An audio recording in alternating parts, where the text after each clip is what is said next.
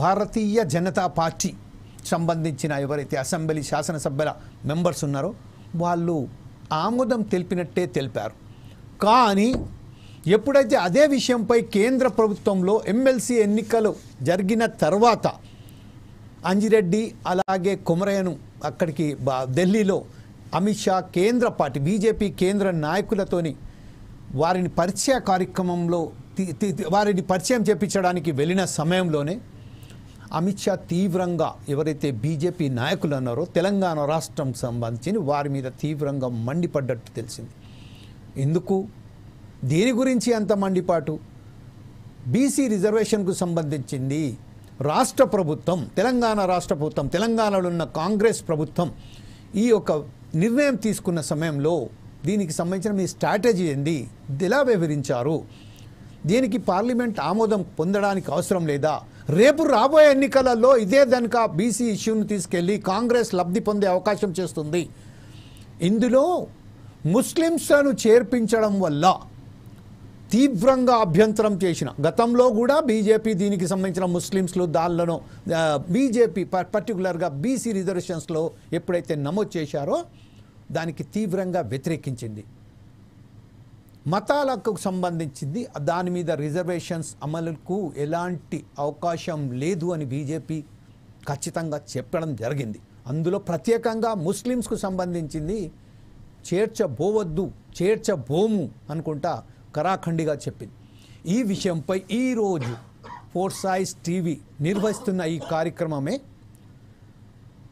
BC కులగణనకు సంబంధించింది, BC రిజర్వేషన్కు సంబంధించిన ప్రత్యేక కార్యక్రమం.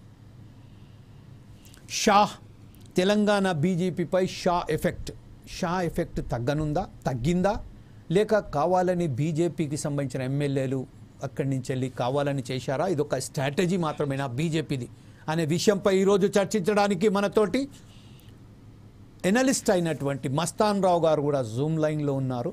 మస్తాన్ రావు గారు, వెల్కమ్ టు ద ఫోర్సైజ్ టీవీ అండి.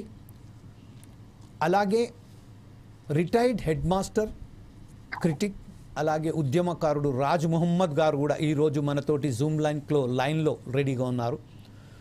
అలాగే దీని మీద చర్చించడానికి ప్రత్యేక ఎనలిస్ట్ ఎవరైతే ఉన్నారో చంద్రశేఖర్ గారు కూడా ఈరోజు మనతోటి జూమ్ లైన్లో ఉన్నారు. Chandrashekhar, all of you please most welcome sir. Same సమయంలో బీజేపీ నాయకులైనటువంటి ఫణేందర్ గారు కూడా మనకు లైన్లో వచ్చే అవకాశాలు మాత్రమే ఉన్నాయి. ఎందుకంటే అతను he is in somewhere but he promise me to join in that debate. More over మనకు సంబంధించిన మల్లయ్య గారు కూడా వచ్చే అవకాశాలు ఉన్నాయి, బీసీ నాయకులైనటువంటి. అంటే ప్రస్తుతం ఫస్ట్ ఒకసారి మనం మస్తాన్ రావు గారి దగ్గరికి వెళ్దాం. మస్తాన్ రావు గారు, అసలు వాస్తవానికి బీసీ రిజర్వేషన్ల మీద బీజేపీకు ఇంత వ్యతిరేకత ఎందుకున్నది, ఈ విషయంపై మీరు విశ్లేషించండి. గుడ్ ఆఫ్టర్నూన్ అండి. Very good afternoon sir. ప్యానల్లో ఉన్న పెద్దలకు, మీకు ఫోర్ సైడ్ వీక్ష కూడా మంచి ఇష్యూని ఎన్నుకున్నారు. ఎందుకంటే బీజేపీ అసెంబ్లీ శాసన మండలిలోనేమో బీసీ రిజర్వేషన్స్ కు సపోర్ట్ చేయటం, కేంద్రంలోకి అమిత్ షా గారి దగ్గరికి వెళ్ళగానే వాళ్ళకి అక్షంతలు పడతాయి. సో రాజకీయాలు ఎలా ఉన్నాయి, ఓటు బ్యాంక్ రాజకీయాలు ఏ విధంగా ఉన్నాయనడానికి ఇదే పెద్ద నిదర్శనంగా నేనైతే చెప్తా. ఎందుకంటే బీజేపీ లాంటి పార్టీ 3 సార్లు అధికారంలోకి వచ్చి కూడా ఒక రాష్ట్రంలో బీసీలకు సంబంధించిన రిజర్వేషన్ మీద ఆ పార్టీ రాష్ట్ర నాయకత్వం ఏ విధంగా డెసిషన్ తీసుకుంది అనేది వాళ్ళకి అదుపు లేకపోవటం, లేదంటే ఆ తర్వాత ఈ విధంగా సపోర్ట్ చేసిన తర్వాత నాలుగు ఖర్చుకోవడం. సో అది ప్రజల్లో కూడా అంతా గమనిస్తూ ఉన్నారు. ఎందుకంటే దక్షిణాది రాష్ట్రాల్లో బాగా వేయాలని బీజేపీ ప్రయత్నిస్తూ ఉంది. దానిలో భాగంగా తెలంగాణనే అది ఎంచుకుంది. ఎందుకంటే తమిళనాడులో, ఆంధ్రప్రదేశ్లో, కేరళలో కూడా పెద్దగా అవకాశాలు తక్కువగా ఉన్నాయి. తెలంగాణలోనే కొద్దిగా 8 లోక్సభ, 8 అసెంబ్లీ, శాసన మండలిలో కూడా ఎంచుకొని కొద్దిగా స్థానిక సంస్థలకు సంబంధించి కూడా కాన్సన్ట్రేషన్ పరిస్థితి. ఇప్పుడు తెలంగాణ విషయానికి వస్తే ఏంటంటే మనకి కులగణన జరిగింది తెలంగాణ రాష్ట్రంలో. దానిలో 56% మంది దాకా బీసీలు ఉన్నారనేది అధికారికంగా వెల్లడైన అంశాన్ని కూడా మనందరం గమనించాం. అదేవిధంగా చూసినట్లయితే గత కొంతకాలంగా తెలంగాణ రాష్ట్రంలో ఈ బీసీలు అత్యధికంగా ఉన్నప్పటికీ కూడా రాజ్యాధికారానికి దూరంగా ఉన్నారనే ఒక అసంతృప్తి, అసహనం ఆ బీసీ వర్గాల్లో అయితే ఉంది. ఇటీవల కాలంలో అది మరింత పుంజుకుంది. అది రాజకీయ పార్టీలు కూడా వారి ఆగ్రహాన్ని చవిచూస్తున్న పరిస్థితి కూడా మనం చూస్తా ఉన్నాం. ఎందుకంటే ఇప్పుడు తీన్మాల్ మల్లన్న కానీ, లేకపోతే పిసిసి ప్రెసిడెంట్ గా మహేష్ కుమార్ గౌడ్ గారిని నియమించడం కానీ, ఓ పక్కన రాహుల్ గాంధీ కాంగ్రెస్ పార్టీ జాతీయ స్థాయిలో బీసీలకు సంబంధించి ప్రాధాన్యత ఇవ్వాలనే అంశాన్ని పట్టుకోవడం కానీ, అటు కర్ణాటకలో కూడా మన ఈ రిజర్వేషన్ సంబంధించి ఒక నిర్ణయం తీసుకున్నారు, బీసీ రిజర్వేషన్. సో ఈ విధమైన పరిస్థితుల్లో తెలంగాణలో అధికారంలోకి రావాలనుకుంటున్న నేపథ్యంలో ఈ విధమైన చేయటం ఏంటి అనేది అమిత్ షా గారి దృష్టిలో. ఇప్పుడు మా వాస్తవాన్ని చూసినట్లయితే ఏంటంటే బీసీ రిజర్వేషన్ మేము వ్యతిరేకం కాదనేది ఏదైతే రాష్ట్ర ప్రభుత్వం అటు మనకి రెండు రేగాయి. రీసెంట్ గా చూసినట్లయితే ఏంటంటే ఎస్సీ వర్గీకరణకు సంబంధించి ఒక బిల్లు బట్టి వ్యక్తులకు తెచ్చారు 17వ తారీఖు. పొన్నం ప్రభాకర్ గారేమో బీసీ రిజర్వేషన్ సంబంధించి 42% కి తీసుకొస్తూ ఒక నిర్ణయం తీసుకున్న పరిస్థితి. దానికి ఆమోదం తెలిపారు అందరూ కూడా, అంత అయిపోయింది. ఆ తర్వాత 2 శాసన మండలి స్థానాలు గెలుచుకున్నారనే ఉద్దేశంతో వీళ్ళందరూ కూడా అమిత్ షా గారి దగ్గరికి వెళ్ళారు. వెళ్తే ఆయన అందరినీ అభినందిస్తారనుకొని అందరూ భావించారు. అయితే ఆయన అభినందనలకు ఏమో తక్కువ ఇచ్చేసి మీరు ఇట్లా బీసీ రిజర్వేషన్స్ విషయంలో ఎట్లా చెప్పారు, ఓ పక్కన ముస్లింస్ కి దానిలో కూడా స్థానం కల్పించడాన్ని మనం వ్యతిరేకించాలి కదా, మన పార్టీ సిద్ధాంతం అందుకు అనుగుణంగా లేదు కదా అని చెప్పేసరికి మళ్ళీ ఇక్కడికి వచ్చిన నాయకులు బండి సంజయ్ గారితో సహా వెంటనే దాన్ని అమల్లో పెడతాం ఏం చేశారు. బీసీ రిజర్వేషన్స్ లో ముస్లింస్ ని చొప్పించడం అనేది సరైన పద్ధతి కాదనేది వాళ్ళు వినిపిస్తున్న కొత్త వాదన. సో ఈ వాదన పట్ల ముస్లింస్ అందరూ కూడా వ్యతిరేకిస్తారు. ఎందుకంటే ముస్లింస్ జనాభా చూసుకుంటే తెలంగాణలో కానీ ఇటు ఆంధ్రప్రదేశ్లో కానీ బాగా వెనకబడి ఉంది. ఏదో కొద్ది మంది మాత్రమే తప్ప ఎక్కువగా అన్ఎడ్యుకేటెడ్ పీపుల్, బాగా వెనకబడిన వర్గాలు, పూరర్ సెక్షన్ అనేది ముస్లింస్ లో ఎక్కువగా ఉంటారనేది అందరికీ తెలిసిన వాస్తవం. ఎందుకంటే వాళ్ళు కుటుంబ సభ్యులు కూడా ఎక్కువ మంది ఉంటుంటారు. వాళ్ళు విద్య విషయంలో కూడా తక్కువ కాన్సన్ట్రేషన్ ఉంటుంది. ఏదో మెకానిక్ పనులు కానీ లేదా చిన్న చిన్న కూలి పనులు కానీ చేసుకుంటా ఉంటారు. యాక్చువల్గా ఉమ్మడి ఆంధ్రప్రదేశ్ లో ఉన్నప్పుడు మనకి 2005లో వైఎస్ రాజశేఖర రెడ్డి గారు ముస్లింస్ రిజర్వేషన్స్ కల్పించారు. అప్పటి నుంచే కొద్దిగా వాళ్ళకి ఎడ్యుకేషన్ పరంగా కానీ లేకపోతే ఉద్యోగాల పరంగా కానీ కొంత అవకాశం ఏర్పడింది. ఎందుకంటే ఫీజు రియంబర్స్మెంట్ కూడా పెట్టారు. చాలా మంది ఇంజనీర్లు అయ్యారు, డాక్టర్లు అయ్యారు. అప్పుడు దాకా ఏంటంటే మెకానిక్లు వీటిగా ఉండే పరిస్థితి ముస్లింస్ లో ఉండేది. చాలా పూర్ వాళ్ళ కుటుంబాన్ని పోషించుకోవడమే చాలా కష్టంగా ఉన్న పరిస్థితిలో ఉండేది. సో మరి భారతీయ జనతా పార్టీ మొదటి నుంచి ఎందుకనే ముస్లింస్ విషయంలో దీన్ని వ్యతిరేకిస్తుంది. అదేమంటే వాళ్ళు ఏం చెప్తారు, మత ప్రాతిపాదికన రిజర్వేషన్లు కల్పించడానికి మేము వ్యతిరేకం అనేది వాళ్ళు చెప్తా ఉన్నారు. అయితే ఇక్కడ కొన్ని సందర్భాల్లో మనం చూసుకుంటే ఇప్పుడు మన తమిళనాడులో ఎక్సీడ్ అవుతుంది. వాళ్ళు 50% ఎక్సీడ్ కాకూడదు అనేది కూడా ఇంకో వాదన చేస్తాం.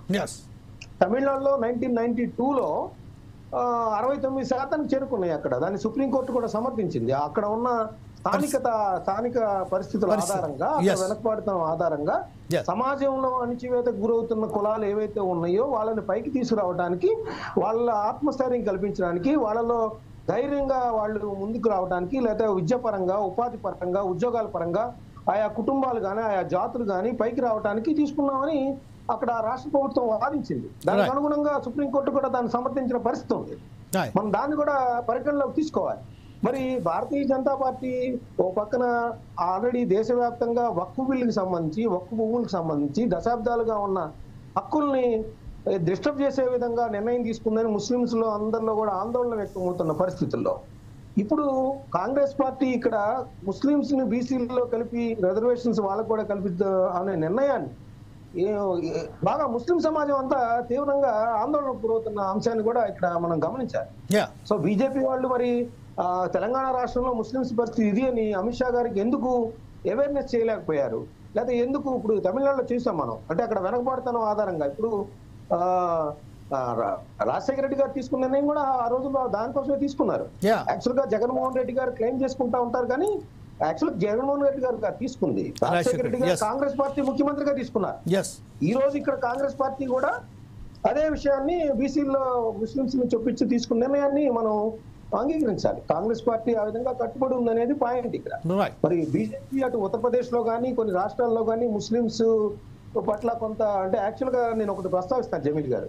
యాక్చువల్ గా రంజాన్ సందర్భంగా ముస్లింస్ కి అందరికి కూడా 32 లక్షల మందికి గిఫ్ట్లు పంపించే విధంగా ఒక నిర్ణయం అయితే తీసుకున్నారు. ముస్లిమ్స్ ఏమంటున్నారంటే మాకు ఈ గిఫ్ట్లు పండగ జరుపుకోవడానికి మాత్రమే కాదు, మా జీవితాల్లో వెలుగులు నింపాలంటే మాకు రిజర్వేషన్స్ అవసరం అనేది వాళ్ళు భావిస్తున్నారు. సందర్భంగా ఒక గిఫ్ట్ ఇవ్వగానే ఆ రోజు పండగ జరుపుకుంటేనే సరిపోతుంది వాళ్ళ వాదన. వాళ్ళ కుటుంబాలు పైకి రావాలి, వాళ్ళ పిల్లలు విద్యార్థులు కావాలి, వాళ్ళ పిల్లలు ఉద్యోగాలు సంపాదించాలి అనేది వాళ్ళ ఇప్పుడు మైనార్టీలుగా వాళ్ళకున్న హక్కుల్ని కాపాడబడాలనేది వాళ్ళ వాదన. సో దీన్ని ఏ విధంగా బీజేపీ తీసుకొని ముందుకు వెళ్తుంది అనేది మనందరం చూడాల్సిన అంశం. Right sir. ఒక్క విషయం, ఇప్పుడు ఇదే అంశంపై మనం ఒకసారి రాజ్ మహమ్మద్ గారి దగ్గర వెళ్దాం. ఉద్యమకారునిగా, రిటైర్డ్ హెడ్ మాస్టర్గా రాజ్ మహమ్మద్ గారు ప్రస్తుతం ఏదైతే బీసీలకు సంబంధించింది తెలంగాణ అసెంబ్లీ ఒకవేళ తీర్మానం తీసుకున్నప్పటికీ కేంద్రంలో ఆమోదం పొందకపోతే మాత్రం అది అలాగే మిగిలిపోద్ది. అంటే తూతూ మంత్రంగా కాంగ్రెసు ముస్లిం సమాజాన్ని తన వైపు అక్కన చేర్చుకోవడానికే, రేపు రాబోయే ఎన్నికలలో లబ్ధి పొందడానికే ఈ ప్రయత్నంలో భాగంగానే ఇలాంటి చర్యలు తీసుకుని అనుకుందామా? వాస్తవానికి ముస్లిమ్స్లో ఎన్ని వర్గాలు ఉన్నాయి, దాన్ని ఎలా మనం అది చేయొచ్చు, దాన్ని కేటగిరీ వైజ్ చేయొచ్చు, ఈ విషయంపై మీరు ఒకసారి విశ్లేషిస్తే బాగుంటుంది. నమస్కారం సార్, చాలా మంచి అంశం ఇది. ఇది నిజానికి అన్ని మతాల్లో కూడా కులాలు ఉన్నాయి. హిందూ మతంలో ఉన్నాయి, జైన మతంలో ఉన్నాయి, అదే విధంగా సిక్ మతంలో కూడా కులాలు ఉన్నాయి. అయితే వచ్చిన విషయం ఏంటంటే ముస్లింలు ఎప్పుడు కూడా కులాలు ఉన్నాయని చెప్పలే. ఖురాన్లో కులాలు లేవు కాబట్టి కులాలు అనే విషయమే లేదు, ప్రసక్తి ఎక్కడ రాలేదు. అంటే కానీ గవర్నమెంట్ 1953లోనే కేంద్ర ప్రభుత్వం దూదేకుల వాళ్ళ యొక్క స్థితిగతులన్నిటినీ గుర్తించి అధ్యయనం చేసి బీసీ బిలో చేర్చడం జరిగింది. అదేవిధంగా మేతర్ ముస్లిమ్స్ అవును, వాళ్ళను కూడా 53లో పాకి పని చేసేవాళ్ళు. పాకి పని అంటే ఇప్పుడు సెప్టిక్ లెట్రిన్స్ లేకముందు నగర ప్రాంతాల్లో అదంతా పాకి పని అంతా తీసి బయట వేసేవాళ్ళు. వాళ్ళని బీసీలో కాకుండా ఎస్సీఏలో చేర్చింది. దాన్ని మళ్ళీ 2006లో బీసీఏలకు రావడం జరిగింది. దీనికి కారణం ఏంటంటే సార్, మొట్టమొదట ముస్లిం పెద్దలకు ముస్లిం మతంలో ఇన్ని రకాల బతుకులు బతుకుతున్నారు, వృత్తులు చేస్తున్నారు, వాళ్ళ జీవన విధానం మీద దృష్టి పెట్టాలి, వాళ్ళకు రిజర్వేషన్ కావాలి, వాళ్ళు బ్రతకడానికి ఓ అంశం ఏర్పాటు చేయాలి అని ఎప్పుడు ఆలోచించలే. ముస్లిం పెద్దలు ఏం చేసిందంటే ఈద్గాలు, దర్గాలు, ఇస్తామాలు, మదర్సాలు, మజీదులు, కబరస్థాన్లు, ఇమాములను డెవలప్ చేయాలి, అలీబ్లను డెవలప్ చేయాలి, మౌజిన్లను డెవలప్ చేయాలి, ఊరూరికి మజీద్ కట్టాలి, తరీకా నేర్పాలి, దీని మీదనే దృష్టి పెట్టిండ్రు తప్ప మరి సమాజంలో ఇన్ని రకాల వాళ్ళు వృత్తి చేసుకొని బతుకుతున్నారు, తిండి లేకుంటున్నారు, జీవితానికి దూరంగా ఉన్నారు, దుర్భర జీవితాన్ని అనుభవిస్తుందని ఏ ముస్లిం ఎప్పుడు అడగలేదు సార్. అదే విషయాన్ని మన వైఎస్ రాజశేఖర రెడ్డి గారి దృష్టికి వెళ్ళింది. ఇలాంటి వాళ్ళు చాలా మంది పోతాంటే ఒక గారెడోడు కనిపించిందట. ఎవరంటే నేను గారెడి పని ముస్లింలని. పోతాంటే బండ కొట్టేటోళ్ళు కనిపించిందట. ఏంటి అంటే నేను పత్తర్ పోడును బండ చేసుకుంటూ బతుకున్నాను మతం అంతా. ప్రత్యేకంగా దాన్ని దృష్టిలో పెట్టుకున్నది ఎవరంటే వైఎస్ రాజశేఖర రెడ్డి గారు. వైఎస్ రాజశేఖర రెడ్డి గారి వల్ల అప్పుడు జస్టిస్ కమిటీ వాళ్ళు వచ్చి ఇదంతా ఏం చేసిందంటే 2000 అంటే మొదటి నుంచి చేసిందంటే బీసీ ఉంది, ముస్లింలలో బీసీలు ఉన్నారు, ముస్లిం మతంలో కులాలు ఉన్నాయి. ఏదో నవారు పట్టే పరుపులు వేసుకొని దూదెక్కుంటూ బ్రతికే జీవితం, దుర్భర జీవితాన్ని గడిపే ముస్లిం దూదెక్కుల వాళ్ళు ఉన్నారు, పాకి పనిచేసే మేతరోళ్ళు ఉన్నారు, కసబులు వీళ్ళు కూడా ఉన్నారు. వీళ్ళంతా ఓబీసీలో కూడా ఉన్నారు. వీళ్ళంతా ఇప్పుడు కాదు, ఎప్పటి నుంచో 53 నుంచి స్వతంత్రం ముందు నుంచి కూడా బ్రిటిష్ వాళ్ళే వీళ్ళను 1853లో వీళ్ళని గుర్తించిండ్రు. దారిద్ర రేఖకు దిగువనున్న అప్పటి నుంచి కూడా బీసీ కమ్యూనిటీలలో వస్తుంది. అయితే వీళ్ళ పరిస్థితి ఏంటంటే ఇటు ముస్లింలు వాళ్ళు బీసీలు అన్నారు అవకాశం మీద లేనప్పుడు రంజాన్ పండుగలలో మా వాళ్ళే, వీళ్ళకి మా దాంట్లో కులాలు లేవు, వాళ్ళు మా వాళ్ళే అన్నారు. అంటే ఈ దూదేకులు కానీ మేతర్ వాళ్ళు కానీ ఇటు బీసీ కానీ ఇటు మైనారిటీ కాకుండా అది రెంటికి జెడ్డ రేవటిగా వాళ్ళు బతుకుతూ వచ్చేసి వాళ్ళకు కూడా ఎక్కడ ఆదరణ ముస్లిం వాళ్ళకి కల్పించలే. తర్వాత మన జస్టిస్ వాళ్ళు 7లో 2007లో రాజేంద్ర అది వాళ్ళు ఆయన ఏం చూసిందంటే మరి ఒక కమిటీ వేయడం జరిగింది గవర్నమెంట్ వాళ్ళ మీద. ఏం జరుగుతుంది ఆ గవర్నమెంట్ సచార్ కమిటీ వేశారు.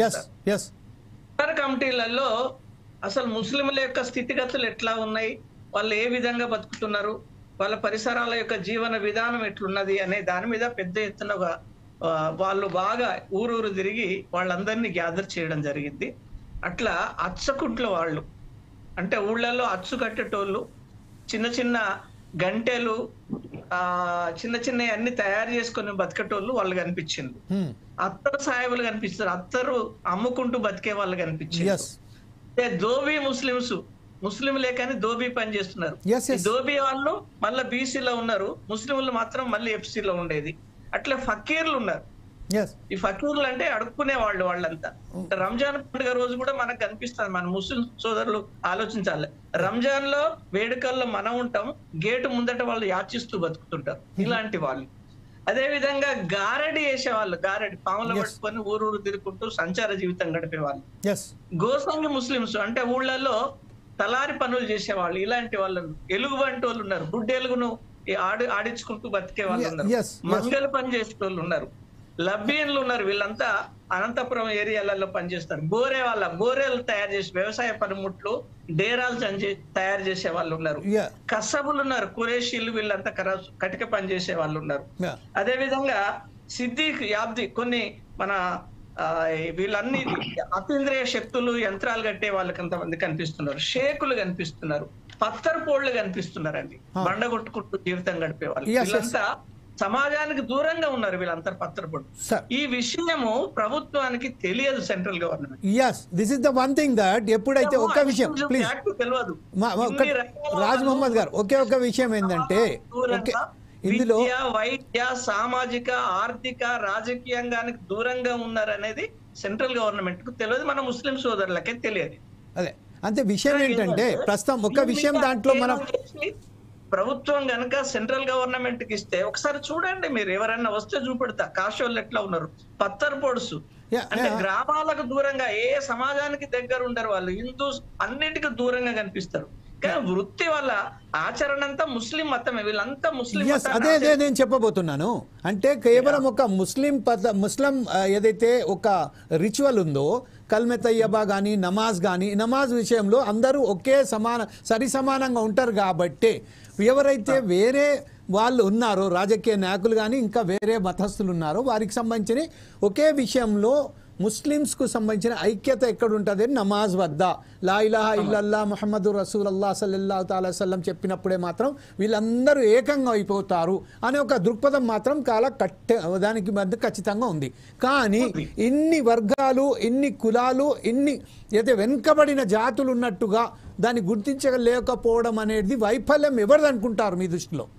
అది ప్రభుత్వంతో పాటు మత పెద్దలది కూడా సార్. ఆ మతానికి సంబంధించిన వాళ్ళు ఆలోచించాలి, నా తర్వాత నా మతంలో ఎంతమంది ఉన్నారు, ఏ విధంగా బతుకుతున్నారు, వాళ్ళకి ఏం కావాలి, ఎలాంటి వాళ్ళ జీవన విధానం ఎట్లున్నది, విద్యాపరంగా ఎట్లున్నారు, వైద్యపరంగా ఎట్లున్నారు, సామాజికంగా ఎట్లా ఉన్నారు, రాజకీయంగా ఎట్లున్నారు అనేది ఒక ఆలోచన పెద్దలకు ఉండాలి. పెద్దలు ఉండే వాళ్ళు ఏం చేయాలి, సపోర్ట్ చేయాలి.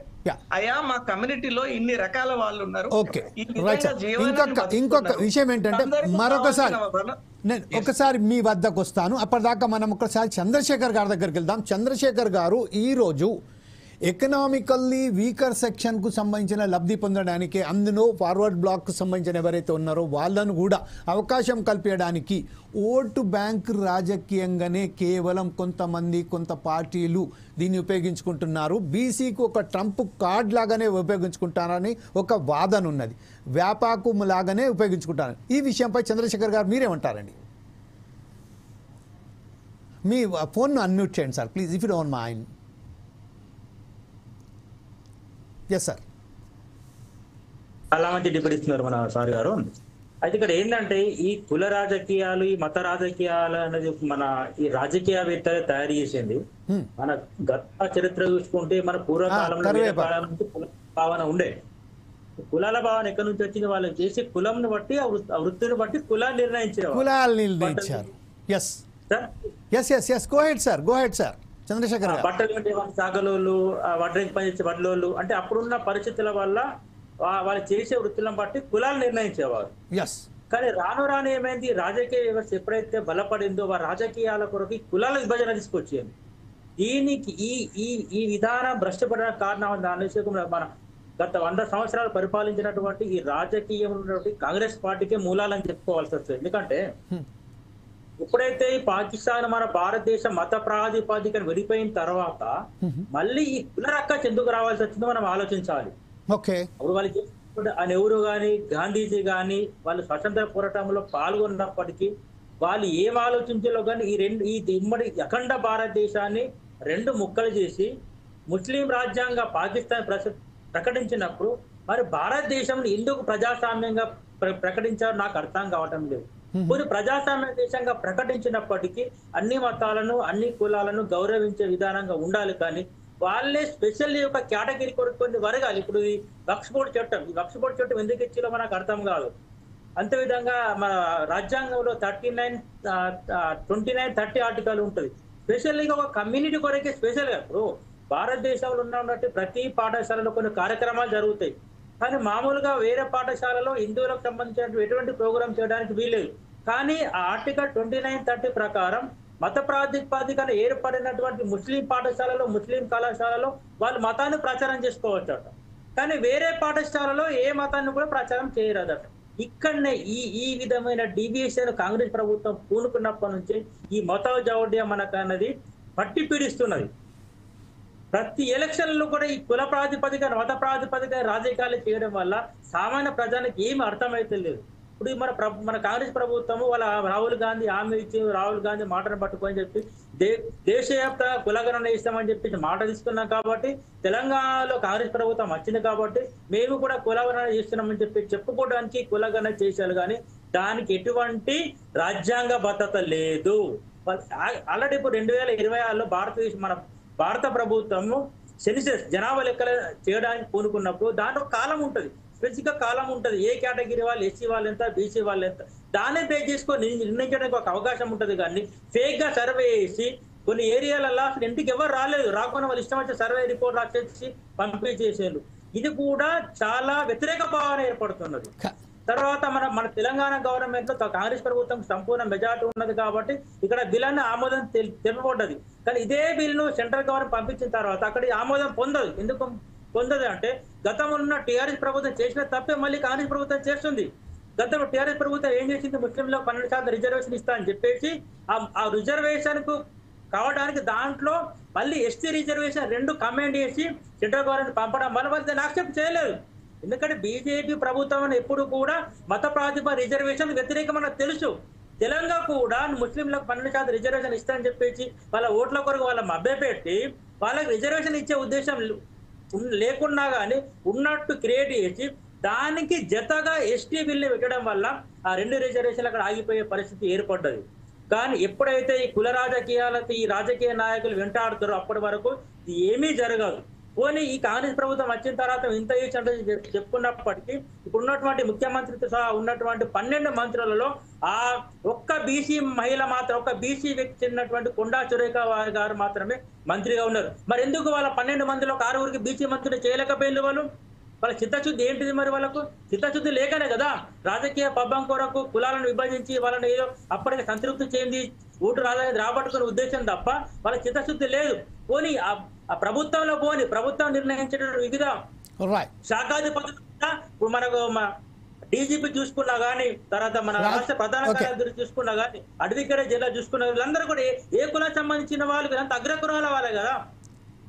Right, okay. అయితే ఈ విషయంపై మరొకసారి మనం రాజ్ మహమ్మద్ గారి దగ్గరికి వెళ్ళిన తర్వాత మళ్ళీ మీ వద్దకు వస్తాను. ఇప్పుడు రాజ్ మహమ్మద్ గారు మీరు చెప్పండి, ప్రస్తుతం ఏదైతే చంద్రశేఖర్ గారు చెప్పారో మతాల పరంగా బీజేపీ వ్యతిరేకమని చెప్తున్నారు రిజర్వేషన్స్కు. అయినప్పటికీ ఇక్కడ మతపరంగా కాకుండా కులాల వారీగా వాళ్ళ వృత్తి బట్టిగా వాళ్ళ ఎకనామికల్లీ పొజిషన్స్కు బట్టిగా వాళ్ళు రిజర్వేషన్స్ అమల్లోకి తీసుకొచ్చారు. ఈరోజు అత్యంత దారుణంగా ఏదైతే ఎకనామికల్లీ బ్యాక్వర్డ్లో ఉద్యోగాలలో కానీ చదువులలో కానీ ప్రతి చోట ముస్లిం సమాజం అనేది మొత్తం తొక్కబడ్డది. వారి జీవన విధానం ఎంత దారుణంగా పడిపోయిందంటే వారు ఎస్టీల కన్నా దిగజారిపోయారు. ఈ నేపథ్యంలోనే ఇప్పుడు ప్రస్తుతం ఏదైతే తూతూ మంత్రంగా కాంగ్రెస్ ప్రభుత్వం ఏదైతే తీసుకొచ్చిందో 42% రిజర్వేషన్స్ అని, దీంట్లో ముస్లిం సమాజం ఏమన్నా లబ్ధి పొందే అవకాశం ఉందా? ఎందుకంటే దీనికి కేంద్రం మాత్రం ఆమోదించదు. అని చాలా ఖచ్చితంగా తెలుసు. బీజేపీ ఉన్నంత వరకు కేంద్రంలో దీన్ని ఆమోదించదు. ఈ నేపథ్యంలోనే ఇప్పుడు ప్రస్తుతం ఉన్న రాష్ట్ర ప్రభుత్వం దీన్ని ఎలా అమలు చేయబోతున్నది మీరు భావిస్తున్నారు? ఇంకోటి, చంద్రశేఖర్ గారు ఏదైతే వాదించారు, ఇప్పుడు ఏదైతే చెప్పారో దాని మీద మీ అభిప్రాయం ఏంటి?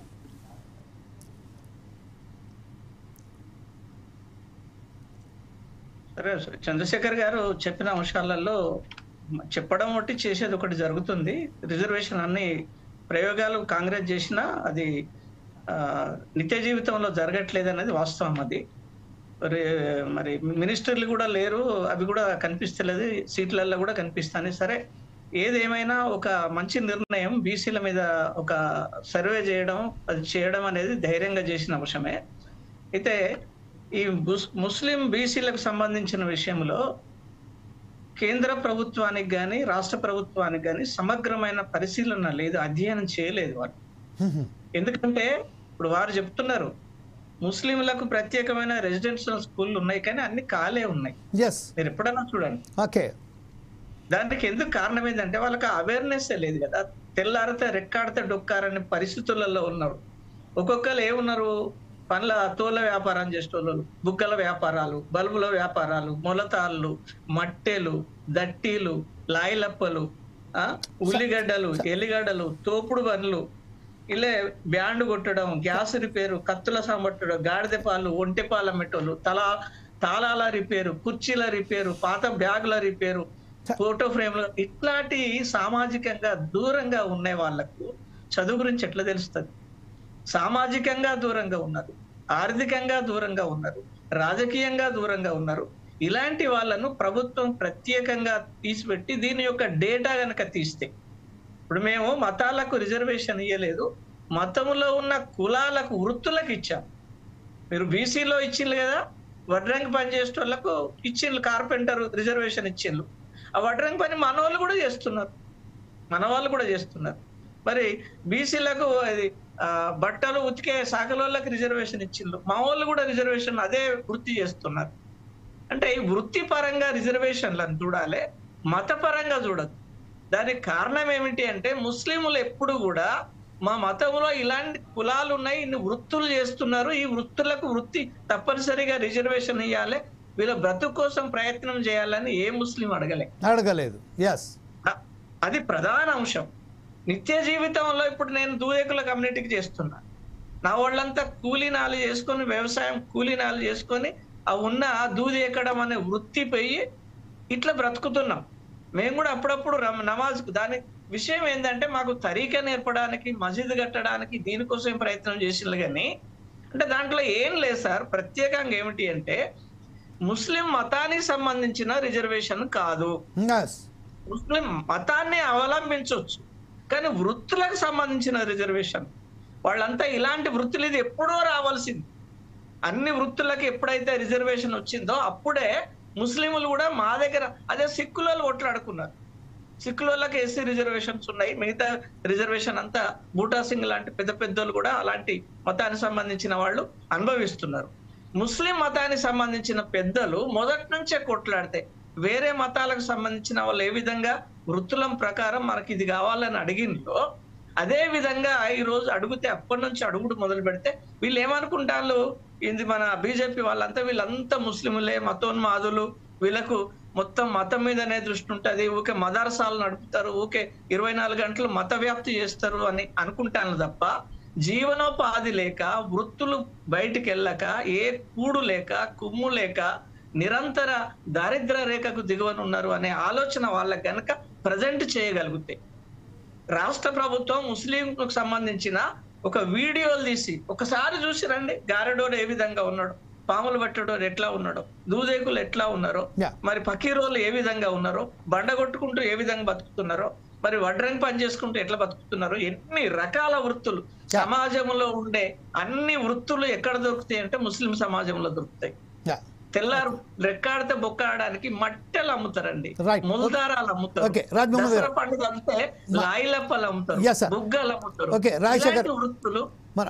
చంద్రశేఖర్ గారి దగ్గరికి వెళ్దాం. ఇదే విషయంపై ఏదైతే మీరు ఇప్పుడు మాట్లాడారో అదే విషయంపై మతాలకు సంబంధించిన రిజర్వేషన్లకు ఎప్పుడైతే వ్యతిరేకం అని చెప్తున్నారో, అదే మతాలలో వేరే కుల వృత్తులు ఎవరైతే ఉన్నారో, వడ్రంగి కానివ్వండి, మేతారే కానివ్వండి, సకలోళ్ళు కానివ్వండి, ఇంకా ఈ మంగళోళ్ళు కానివ్వండి, ప్రతి ఒక్కరికి ఎప్పుడైతే రిజర్వేషన్, డప్పులు కొట్టేటోళ్ళు కానివ్వండి, ఇంకా ఇతరత్ర ఇప్పుడు మన రాజు మొహమ్మద్ గారు చెప్పినట్టు అనేక వృత్తులలో వాళ్ళు వెనుకబడి ఉన్నారు.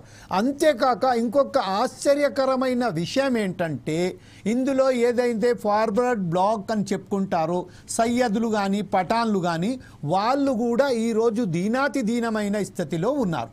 అయినప్పటికీ వాళ్లకు సంబంధించి సరి అయిన అవగాహన లేక కేవలం ఒకే మసీదులో ఒకే లైన్లో నమాజ్కు నిలబడతారు, ఒకే కల్మ తయ్యబాను వాళ్ళు చెప్తారు.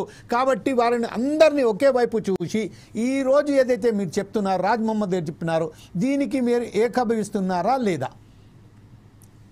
రాజ్ మహమ్మద్ గారు చెప్పినట్టు ఎప్పుడైతే ఈ మత ప్రాతిపదికన రిజర్వేషన్ ఇచ్చేప్పుడు సమస్య ఏర్పడుతుంది. మత ప్రాతిపదికన కాకుండా వాళ్ళ ఆర్థిక పరిస్థితుల దృష్టిలో పెట్టుకొని రిజర్వేషన్ ఇస్తే సమస్య రాదు. ఆర్థికంగా అంటే సార్ ఆర్థికంగా కాకుండా కులపరంగా అంటున్నా. ఎకనామికల్లీ వీకర్ సెక్షన్కి వస్తే మాత్రం చాలామంది ఉన్నారు. ఇంట్లో నా మిత్రులు చాలామంది రెడ్లు ఉన్నారు, చాలామంది నాకు సంబంధించిన బ్రాహ్మిన్స్ ఉన్నారు. వాళ్ళ పరిస్థితిని చూస్తే నేనే ఆశ్చర్యపడేటట్టున్నారు. అందులో చాలా పెద్ద పెద్ద రెడ్లకు సంబంధించింది వాళ్ళు ఎవరైతే రావులు ఉన్నారో, రెడ్లు ఉన్నారో, బ్రాహ్మిన్స్ ఉన్నారో, I have a lot of friends in my circle. They are a very weaker section. అలా సపరేట్గా ఉంది. బ్రాహ్మిన్స్కు లేదు, రెడ్లకు లేదు. అదే విషయంపై ఈరోజు చెప్పండి. ఎకనామికల్లీ వీకర్ సెక్షన్స్కు వేరే పెట్టి ఏదైతే కులాల వాళ్ళకు సంబంధించిన వృత్తి పట్ల ఏదైతే ఉన్నదో, వాళ్ళు ఎంత వృత్తి పట్ల ఎవరైతే ఉన్నదో, ఎట్లయితే ఇప్పుడు చాకలోళ్ళకి కానీ, మంగళోళ్ళకి కానీ, మన హౌసలోళ్ళకి కానీ, షాలోళ్ళకి కానీ ఇలా ఏదైతే ఇచ్చారో అలాగే ముస్లిమ్స్ కూడా ఇస్తే దీంట్లో బీజేపీకి అభ్యంతరం ఏంటండి? అయితే ఇక్కడ మీరు అన్నట్టు చిన్న సమస్య ఏర్పడదు. ఎందుకంటే గతంలో ఒక 20-30 ఏళ్ల కింద కులాలను బట్టి వృత్తుల బట్టి కులాలు, కానీ ఇప్పుడు ఈ గ్లోబలైజేషన్ ఏమైనా ఇప్పుడు జనం చూస్తుంటే మనకు మంగళూరులో పని ఏంటి కటింగ్ చేయాలి, కానీ ఇప్పుడు బ్యూటీ పార్లర్ అంటే ఏవైతే మంగళూరు కావు కదా. ఆర్థిక రెడ్డిలో కొమ్మట్లే ఉన్నాయి చాలా మంది బ్యూటీ పార్లర్ కానీ, తర్వాత హెయిర్ కటింగ్ షాప్స్ ఉన్నాయి. హెయిర్ కటింగ్ షాప్స్ ఎవరు చేయాలి? మంగళవాలి. కానీ ఇప్పుడు చాలా మటుకు రోడ్ల మీదకి వెళ్తే ఈ మధ్య ముస్లిమ్స్ కూడా హెయిర్ కటింగ్ షాప్ పెడుతున్నారు వాళ్ళు. సో ఇక్కడ మనకు ఈ కుల పద్ధతి రిజర్వేషన్ ఇవ్వలేము కదా. అంటే సొసైటీ మారిన తర్వాత చేసే పని కూడా మారింది మనకి. ఇక్కడ మీరు అన్నట్టు ఇప్పుడు మనకు ముస్లింలో చాలా వెనుకబడి కులాలు అగ్రికాల్సిందే. అదే ముస్లింస్ లో చాలా ఉన్న సమస్య ఏంటంటే, ఇప్పుడు పెద్ద పెద్ద వైన్ షాపులు కానీ, వైన్ షాపులలో ముస్లింస్ రావు. ఎందుకంటే వాళ్ళ వృత్తి నుంచి ఆర్థిక పరిస్థితి వాళ్ళకు సరిపోదు. కాకపోతే ఇక్కడ ఏమైందంటే, ఈ కుల ప్రాతిపదికన చేయాలన్నా, మత ప్రాతిపదికన చేయాలన్నా, ఆర్థిక పరిస్థితి చేయాలంటే దానికి ఒక లైన్ తీసుకోవాలి. అంటే ఎవరు ఈ ఆర్థిక పరిస్థితి ఏంటిది, ఇప్పుడు ఈ ఉన్నటువంటి సమాజంలో ఎవరు ఏ కులమో చెప్పలేకపోతున్నాం. ఒక 20 ఏళ్ళ 30 ఏళ్ళ కింద మనం కులాన్ని బట్టి ఆ వ్యక్తిని చెప్పచ్చు. కానీ ఇప్పుడు షాపులకు పోతే షాపు మంగళోళ్ళదా, ముస్లింస్దా, కోమట్లదా ఏం తెలియలేకపోతుంది కదా. ఇప్పుడు వైశ్యులు అంటే ఇంతకుముందు ఒక పురాణ కాలంలో బిజినెస్ చేసే వ్యక్తులు, కానీ ఇప్పుడు వైశ్యులు తక్కువ ఏళ్ళు. ముస్లిం షాప్స్ ఎక్కువ ఉన్నాయి, మున్నూరు కాపులే ఉన్నాయి, తర్వాత శాలలో ఉన్నాయి. దాన్ని బట్టి మనం డిసైడ్ చేయలేం కదా. వాళ్ళకి ఆ కుల ప్రతిభ రిజర్వేషన్ ఇవ్వలేము కదా. సో ఇక్కడ ఆర్థిక పరిస్థితి కూడా చూడాలి. మరి అన్నట్టు ముస్లింలో ఇప్పుడు మన ఓవైసీ కుటుంబం ఉంది, 1000 లక్షల కోట్లకు అధిపతి, కానీ వాళ్ళు ముస్లింసే కదా. మరి వాళ్ళ కింది స్థాయిలో పట్టించుకుంటున్నారా? వాళ్ళకి కావాల్సింది ఓటు బ్యాంక్ రాజకీయాలు. ఓట్లు వేసుకుంటూ పాత బస్తీకి వెళ్తే ఆ మురికివాడలో ఇంత దౌర్భాగ్యమైన జీవనం కొనసాగిస్తారు. అదే పాత బస్తీలో ఉన్నటువంటి ఓవైసీకేమో అద్దాల మీద ఉంటది, అదే పాత బస్తీలో ఒక ముస్లిం కమ్యూనిటీకేమో మురికివాడలపై నిలుచుంటాడు. మరి వాళ్ళు ముస్లిమే, వీళ్ళు ముస్లిం. ఆ తేడా ఎందుకు మరి ఇక్కడ? అంటే ఆ ముస్లింస్ ఉన్న కమ్యూనిటీకి సంబంధించినటువంటి రాజకీయ నాయకులే వాళ్ళని ఎదుగనిస్తలేరు. వాళ్ళని ఓటు బ్యాంకు రాజకీయాల కొరకే పరిమితం చేస్తారు. ఎప్పుడైతే వాళ్ళ అస్తిత్వానికి ముప్పు కలిగితే వాళ్ళని రెచ్చగొడుతారు. చలో వాళ్ళని చంపు, వీళ్ళని చంపు అని చెప్పేసి ఆ రెచ్చగొడపడి ఎవరు తెస్తారు? కింది స్థాయి వాళ్ళు ముస్లిం తెస్తలేరు. వాళ్ళ పొట్టకూటి కొరకు వాళ్ళ జీవనం కనకడానికి వాళ్ళ సమయం సరిపోదు. కానీ ఎప్పుడైతే ఈ ముస్లింస్ ఉన్నటువంటి అగ్రవర్ణాలు ఎవరైతే డబ్బులు ఉన్నాయో, లక్షల కోట్లు ఉన్నాయో, 1000 కోట్లు ఉన్నాయో, ఓవైసీ వాళ్ళే వాళ్ళ అస్తిత్వానికి ఉప్పు జరుగుతున్నది అంటే వాళ్ళ కమ్యూనిటీ రెచ్చగొడుతున్నారు. ఈ రెచ్చగొట్టడం వల్ల ఏమైతున్నది? వీళ్ళు నష్టపోతున్నారు కదా. సార్ ఓకే చంద్రశేఖర్ గారు ఇప్పుడు చెప్పినట్టుగా మీరు ఏదైతే చెప్పారో చాలా కరెక్ట్గా చెప్పారు. కానీ ఒకే ఒక విషయం మీరు గమనించవలసింది, అలాగే రాజ్ మొహమ్మద్ గారిని నేను ఒక క్వశ్చన్ అడగాల్సి అంటే, Owaisi is not a representative to the all Muslim community. This is the fact. Owaisi ఒకరు కేవలం ఒక పార్టీ నాయకుడు. అంటే కాంగ్రెస్కు రాహుల్ ఎట్లయితే ఉన్నారో, సోనియా గాంధీ ఎలాగైతే ఉన్నారో, ఇక్కడ మన ప్రకాష్ గౌడ్ గారు ఎలాగున్నారో, ఇంకా ఎవరైతే వేరే పార్టీలకు సంబంధించిన నాయకులనో అలాగే ఎంఐఎం పార్టీకి సంబంధించిన అధినేత అసదుద్దీన్ అవైసీ కానివ్వండి, అక్బరుద్దీన్ అవైసీ కానీ, ఆయనను చూసి మనం అంటే ఎవరికో చూసి పులిని చూసి నక్క వాత పెట్టుకున్నట్టుగా కాదు కదా. ఇప్పుడున్న పరిస్థితులలో ఎవరైతే ఉన్నారో కేవలం అది ఎంతమంది ఉన్నారు ముస్లింలకు సంబంధించింది ఎవరైతే ఆర్థికంగా చాలా బలంగా ఉన్నారో చూస్తే 0.00001% కూడా లేరు. అది వారను మనం చూసి ఇప్పుడు మనం చెప్పినట్టుగా అడగండయో మీరు అడగండయో, ఓట్లడిగే లీడర్ అడగండయో, ఖాళీ నడకనికి కారెట్ల వచ్చానని, అల్లునికి అల్లాల మేడెట్ల వచ్చానని, పెళ్ళానికి ముత్యాల పేరెట్ల వచ్చానని, ఎర్ర మంది బండ్లెళ్ళ వచ్చానని, అడగండయో మీరు అడగండయో అన్నట్టుగా ఒక కవి చెప్పాడు. ఆ విషయంలో రాజకీయ నాయకులకు సంబంధించి ప్రతి రాజకీయ పార్టీలలో ఇలాగే ఉంది. ఎవరైతే కార్యకర్తలు ఉన్నారో ఆ కార్యకర్తలు ఎంత దిగజారి స్థితిలో ఉన్నారో అలాగే రాజకీయ నాయకుల బంగ్లాలకు సంబంధించి ఉన్నది అది సంబోధిస్తూ ఒక కవిత్వం రాశాడు. నాకు అది నేను చదువుకునే జమాన్లోనే నేను విన్నాను ఈ పాట. ఇప్పుడు ఇది గుర్తిస్తాను. ఈరోజు మన అవేసీని చూసి మనం మురిచిపోవటం కాదు కదా. ఈరోజు పరిస్థితులు వేరుగా ఉన్నాయి. మన పరిస్థితులు గాను దేశవ్యాప్తంగా ముస్లింలకు సంబంధించిన ముస్లిం సమాజానికి సంబంధించిన ఆర్థికంగా ఎంత ఉన్నారో దీనికి బీజేపీ అంత వ్యతిరేకంగా ఎందుకున్నారు. All are equals, one nation one country అని చెప్పిన బీజేపీ ఈరోజు ముస్లిం సమాజానికి సంబంధించిన ఎవరైతే ఆర్థికంగా వెనుకబడి తరుగుతున్నారో వారిని ఎందుకు వాళ్ళు ఎందుకు దీనికి ఇంత వ్యతిరేకిస్తున్నారు రాజ్ మహమ్మద్ గారు? ఇది మనకు రిప్రజెంటేషన్ కరెక్ట్ గా లేదని అనుకుంటున్నా సార్. ఎందుకంటే చాలాసార్లు మన మోడీ గారు పస్బంద ముస్లిం అనే పదాన్ని కూడా వాడడం జరిగింది. ఆయన గుజరాత్ లో కూడా చాలా రిజర్వేషన్లు కూడా ముస్లింలకు ఇచ్చిండు. అయితే ముస్లింల యొక్క జీవన విధానం, వాళ్ళ స్థితిగతులు, వాళ్ళ యొక్క వృత్తికి సంబంధించింది బీజేపీకి సరి అయిన రిప్రజెంటేషన్ ఇవ్వలేదు. అయితే వాళ్ళు ఏమైనా ముస్లిం సమాజాన్ని ఓవైసీ లాంటి పెద్దలను చూసుకొని మొత్తం మతం అంతా ఇట్లే ఉంటదని, ఆయనకి ఏముండదు, ఇంట్లో ఉంటాడు, పోలీస్ ప్రొటెక్షన్ ఉంటది, అన్ని రకాల సౌకర్యాలు ఉన్నాయి, ఆయనకు వేరే అవసరం లేదు, ఓటు బ్యాంకు కావాలి, ప్రజలు చచ్చినా చావునా ఏం కాలేదు, ఆయన చుట్టుపక్కలనే పూర్తి అధ్వానమైన స్థాయిలో ఉన్న ఆయన పట్టించుకోడు.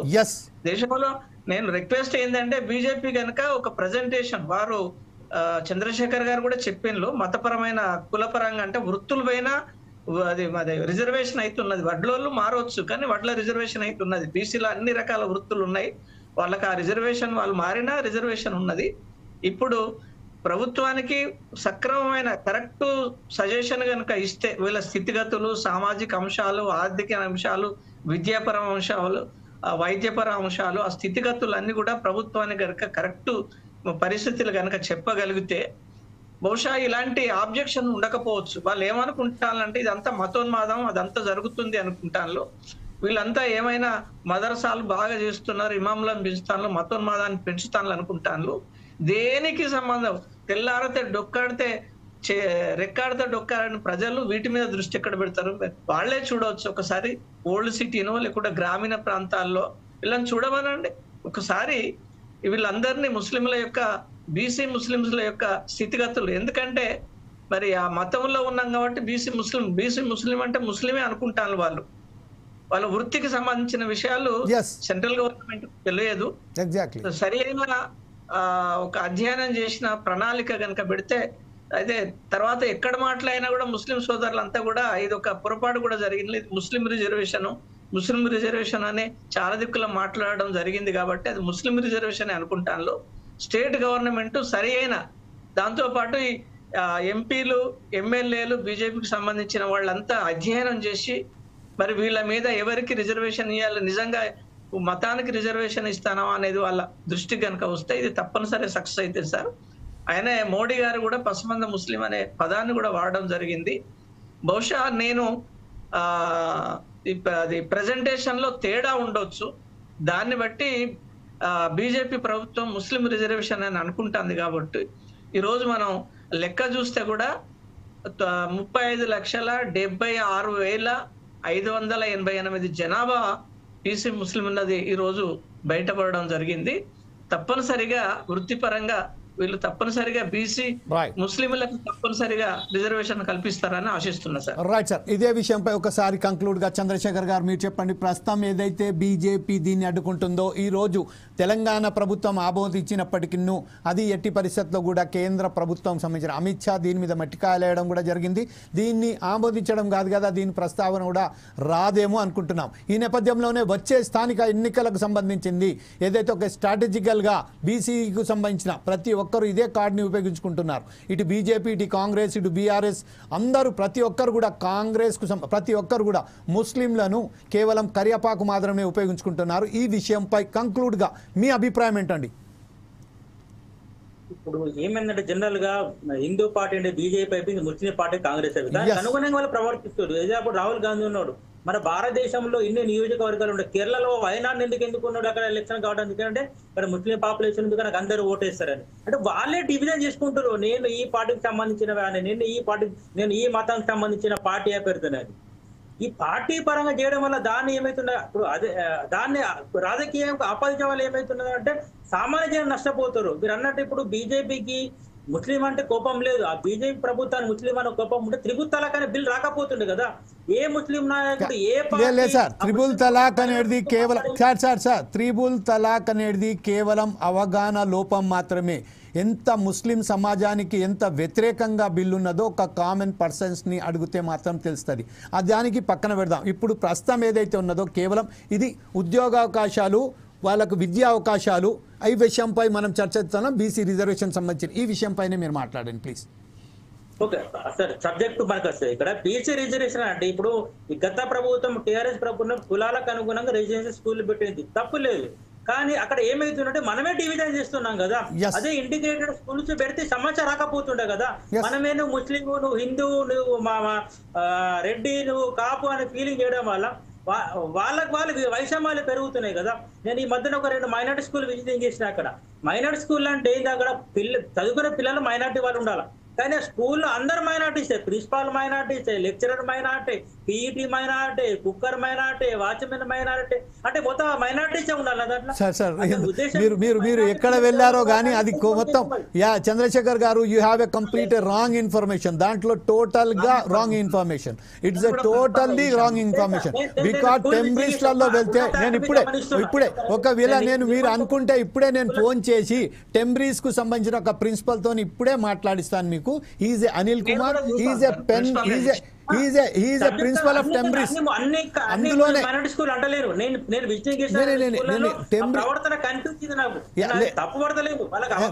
అది తప్పని కాకలేను అంతే. దాంట్లో నేను ఏమంటున్నా అంటే యూజీసీ నామ్స్ అండ్ కండిషన్స్ ప్రకారమే అక్కడ నియామకాలు జరిగాయి.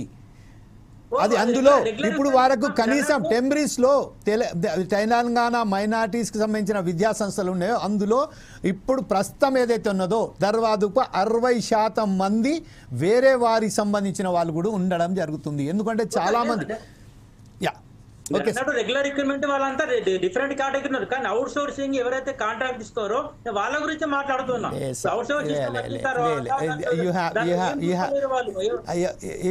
You don't have that much of awareness about this particular issue. So anyway, Raj Mohammed గారు ఇప్పుడు ఏదైతే మన చంద్రశేఖర్ గారు చెప్పారో దాన్ని మీరు ఎలా విశ్లేషిస్తారండి? దీనికి అంగీకరిస్తారా మీరు? అది స్టార్టింగ్ లో ఏం చేశారంటే సార్, ముస్లింలను పట్టుకురావాలి అంటే సమాజానికి దూరంగా ఉన్నారు, మన భాష తెలిసిన వాళ్ళు ఉండాలి, మస్జిద్లపై మాట్లాడాల్సి ఉండాలి, పేరెంట్స్ ని ఒప్పించాలని స్టార్టింగ్ లో అది కొంత జరిగింది. తర్వాత పూర్తి మారిపోయింది. అది ఓపెనింగ్ వచ్చినప్పుడు మాత్రమే అది చేసిండ్రు. దాని తర్వాత ఒక 1 year లో పూర్తి మార్పు వచ్చింది. అది ఇప్పుడు ఎక్కడా లేదు. అందరూ ముస్లిమ్స్ అనే వాళ్ళు ఎక్కడా లేరు. అసలు ముస్లిం మైనార్టీ స్కూళ్ళలో మైనార్టీలే తక్కువ ఉన్నారు. ఎస్ ఎనీవే ఈరోజు ఏదైతే మనం సంబంధించింది ప్రస్తుతం మాట్లాడుకున్నామో తెలంగాణ బీజేపీపై షా ఏదైతే చెప్పారో బీసీ రిజర్వేషన్లపై రివర్స్ కేర్ చేశారో దీనికి సంబంధించిన మనం చర్చించి దీనికి ఒక కంక్లూడ్ చేయడానికి ప్రయత్నం చేశాము. కాకపోతే ఏంటంటే సమయం పాలన అయిపోయింది కాబట్టి మరొకసారి ఈ విషయంపై మాట్లాడడానికి ప్రయత్నం చేద్దాం.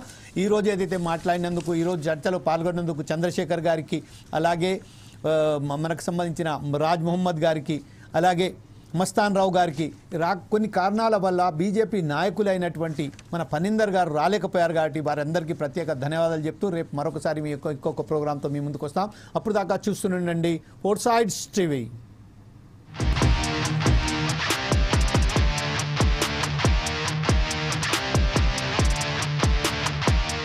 था